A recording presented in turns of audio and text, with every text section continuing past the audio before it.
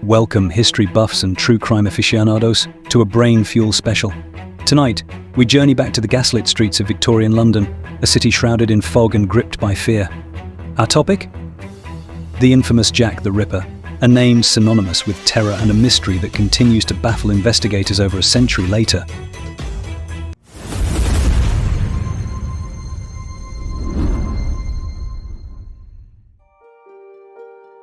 Welcome back, my dear viewers. The Whitechapel murders of 1888 remain etched in history, a brutal chapter fueled by violence and shrouded in secrecy. Jack the Ripper, a name most likely bestowed by the press in a frenzy of sensationalism, became a terrifying legend, a symbol of the underbelly of a society teetering on the edge of modernity.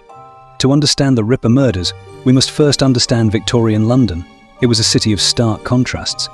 Towering monuments of the British Empire cast long shadows over overcrowded slums like Whitechapel, where poverty, disease, and desperation were a way of life.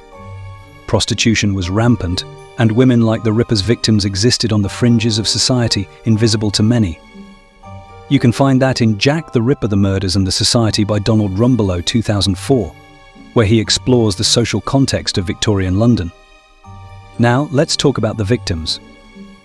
Our story begins with the victims, 5 women: Mary Ann Nichols, Annie Chapman, Elizabeth Stride, Catherine Eddowes, and Mary Jane Kelly. Their lives, tragically cut short, offer a glimpse into the harsh realities faced by women in Victorian society. Newspapers reveled in the gory details, often using derogatory language and victim-blaming narratives. However, through historical research and recent efforts, the victims are being reclaimed from the shadows, their stories becoming a testament to their humanity. This according to Jack the Ripper: The Unnamed Women by Hallie Rubenhold, 2019, where he gives voice to the victims of Jack the Ripper. Now someone is going to ask me, what about the investigation? Okay, my dear viewers, I will tell you about the investigation. The investigation into Jack the Ripper's crimes was hampered from the start. Forensic science was in its infancy, relying heavily on eyewitness accounts, often unreliable due to fear and intoxication. The social status of the victims meant a less than enthusiastic response from authorities, further hampered by bureaucratic inefficiencies and rivalries within the police force. The infamous Dear Boss letter, claiming to be from the killer, fueled public fascination but offered little in the way of concrete evidence. Suspects emerged and vanished with alarming regularity, leaving behind a trail of speculation and frustration.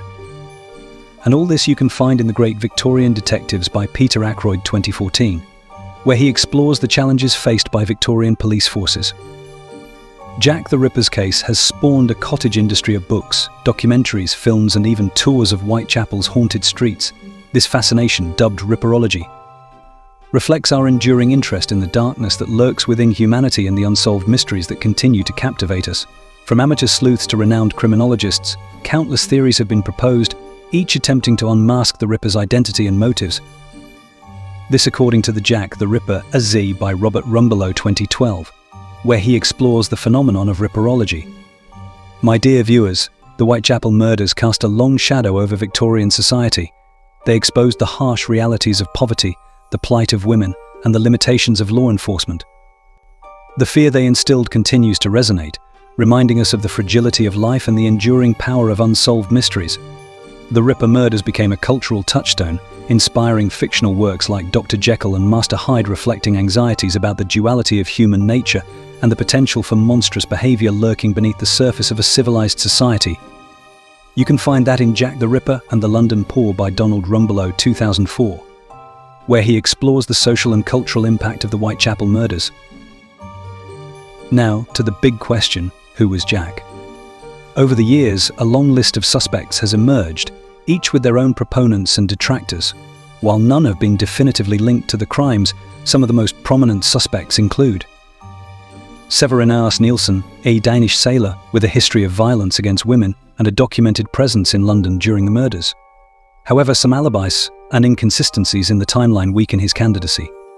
The second suspect was Mary Jane Kelly. Theories suggesting a female accomplice or even the Ripper themselves have gained traction in recent years. Proponents point to the savagery of Kelly's murder, suggesting a potential escalation or a change in the killer's motivations. The third suspect was Montague Druitt, a qualified surgeon with a troubled past and a fascination with anatomy.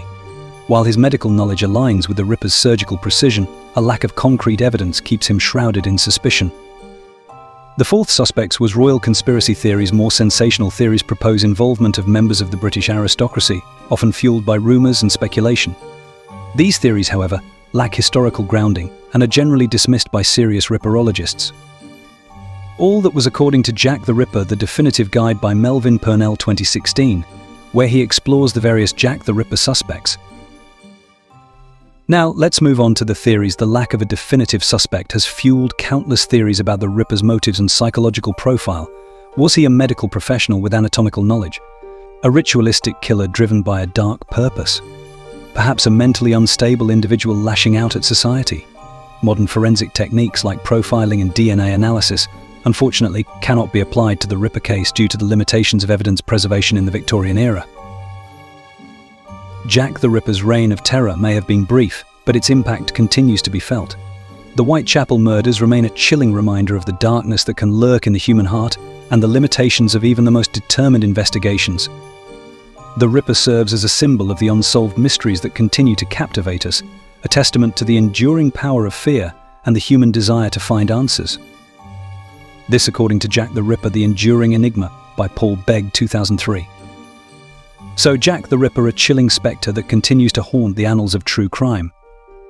While the mystery may never be definitively solved, the Ripper's crimes serve as a stark reminder of the importance of justice, the power of historical research in reclaiming the stories of the victims, and the enduring fascination with the dark corners of human nature.